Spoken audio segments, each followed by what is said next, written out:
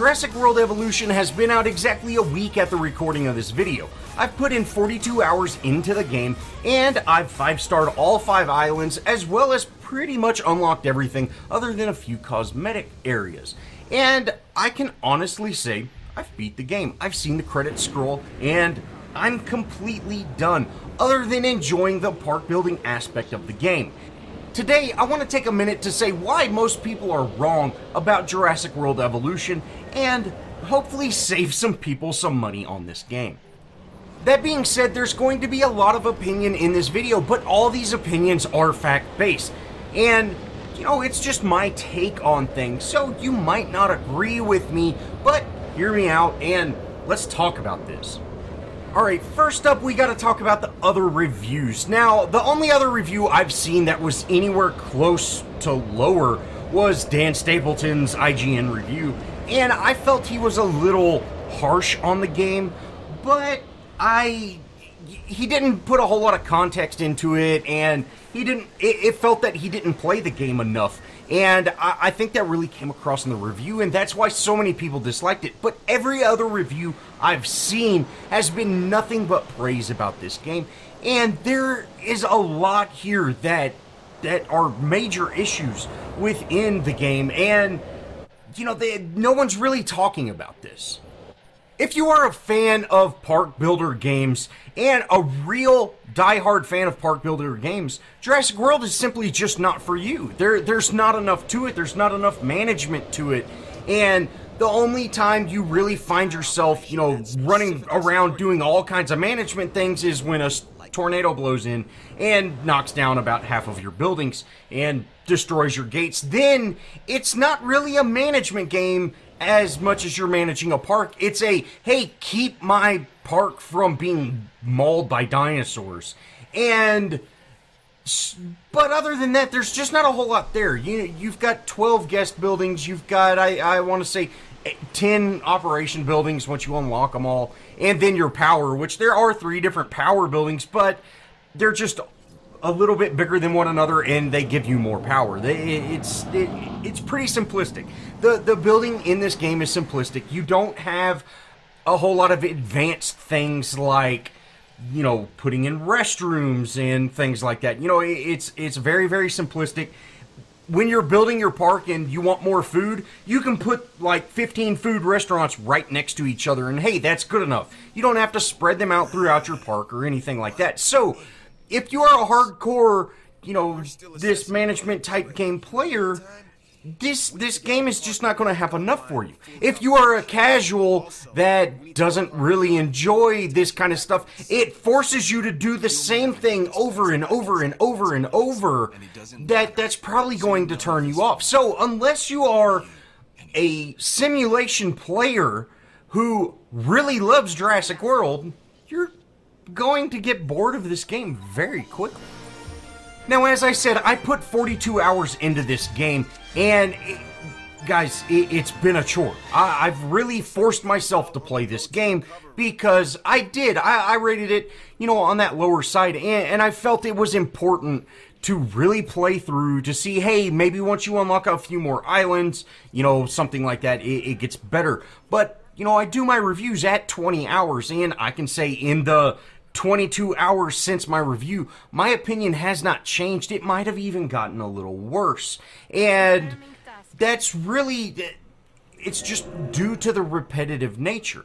And there is a saving grace with the sandbox island where you can say, hey, I don't want diseases or anything. I just want to build this awesome, cool park. And, you know, that is kind of a saving grace. But at the same time, that's super limited as well.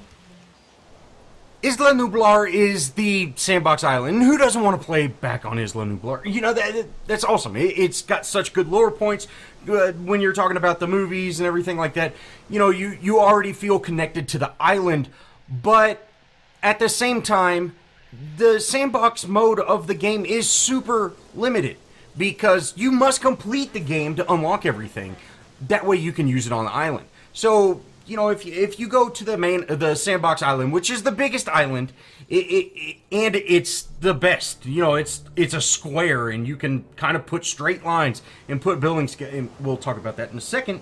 But it is the easiest, funnest, most enjoyable, and you can really create something amazing because you have unlimited funds.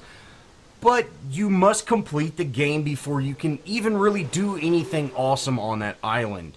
And, you know, if you want to get, you know, a T-Rex, you have to unlock it in the actual game, not just go to the sandbox and have it. Now, I get it. You might say, hey, Pirate, you're kind of nitpicking over this stuff, but I don't really feel it's nitpicking when I'm required to do the exact same thing 5 times to where I can actually get to the fun part of the game, where it's just building what I want to build and doing everything the way I want to do. If I want to have massive dinosaur fights and things like that, I can do that on the main island because it's not going to affect what I can build next. And that kind of leads me to my next point. Now, one big thing that I wanted to do in Jurassic World is have dinosaur fights. Who doesn't want to do that? I don't want to release dinosaurs to my public. I think that's terrible, and I absolutely cannot stand how every faction, your science, your entertainment, and your security, almost every 1 out of 3 contracts, and even some of the missions require you to set loose these insane dinosaurs to just go eat people. How is that fun? I've worked so hard to build up this 5-star rep, and you want me to destroy my 5-star rep to complete your mission to get $1,000 bucks? It's ridiculous. That's one thing I absolutely cannot stand. But besides that, I want to have dinosaur fights. You know, dinosaur fights. That's who doesn't want to do that? But you can't do that on your main islands because they cost so much money. Now, a modded T-Rex and a modded Indominus Rex, let's say we want to fight those two together. You know, they're kind of the two big dinosaurs that, oh yeah, everybody wants to fight together. And they cost over $4 million a piece once they're modded. They take, you know, 10 minutes to make, and then you put them in a pen, and the fight looks like this.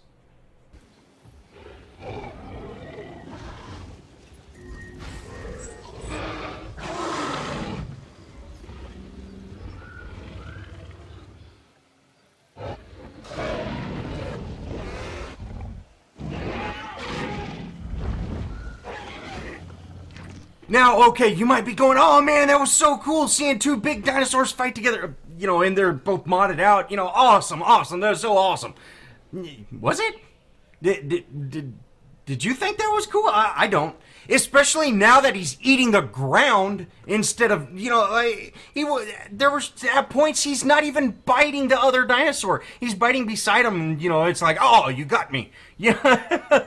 I'm sorry, this looks terrible to me. This looks so bad to me, and it discourages me from ever wanting to fight dinosaurs. You know, which is one appealing part of the game. Now, he ends up going and fighting the Spinosaurus, and we threw them all in a cage. And, you know, they end up fighting, and this fight looks a little bit better. It doesn't look quite as bad, but, you know, it's still... Yeah, it's a JRPG fight. You know, this is Final Fantasy VII right here, where, you know, okay, your turn, my turn. You know, which, there's nothing wrong with Final Fantasy VII, but... What is this? 2005? You know, I mean, come on. Have them fight each other. Not take turns chomping the air beside each other. This looks terrible to me. And in no way do dinosaur fights sell this game. Now, I did explain about the waiting in my review. There's just an absolute ton of it. And when you get to endgame, it's so much worse. Because you'll get contracts that are, hey, find giant herbivore fossils, and you've already completed every excavation site. You know, the contracts are just mindless, which, you know, I think the whole division system is absolutely mindless. But, you know, you can pass the time by driving around in your Jeep, driving through trees and crowds. Look at this, guys. It doesn't feel good. This feels very rushed, very poor. And like I said earlier, it feels like a glorified phone app game. If this was on your phone for $15.99, I would say, hey, buy it right now. But, you know, this is a full-priced console game. And it it can't be justified for what we're getting.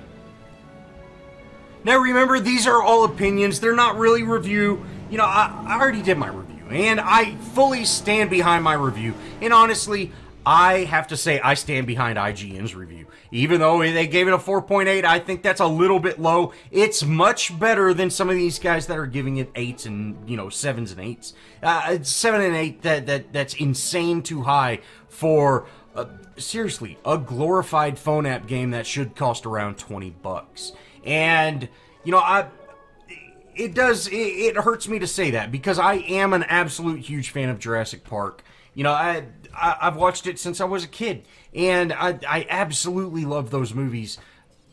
But, you know, this was the hype beast promoting the new Jurassic World movie. I mean, just look at, you know, there's every commercial on TV is a toy for Jurassic World.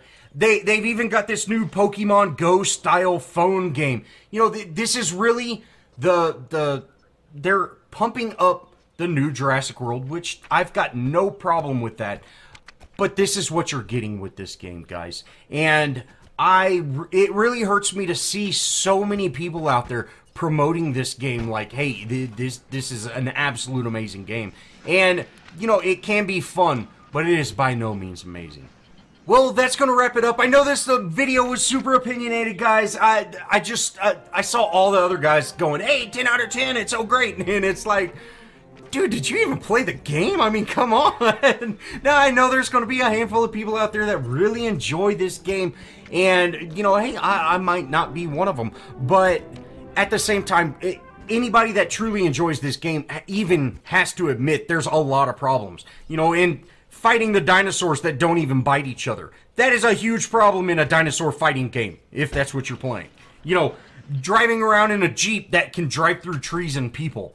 That is a big problem when they're going out of their way to implement those type of things. You know, the few things that could make the game really, really quality have so many, like, just bad issues with them. It just doesn't look good.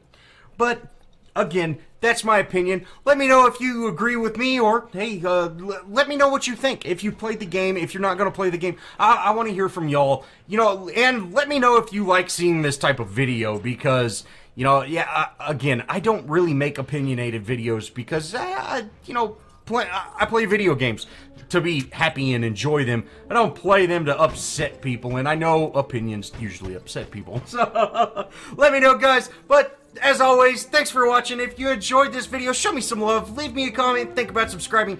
And as always, guys, I'll see y'all in the next video.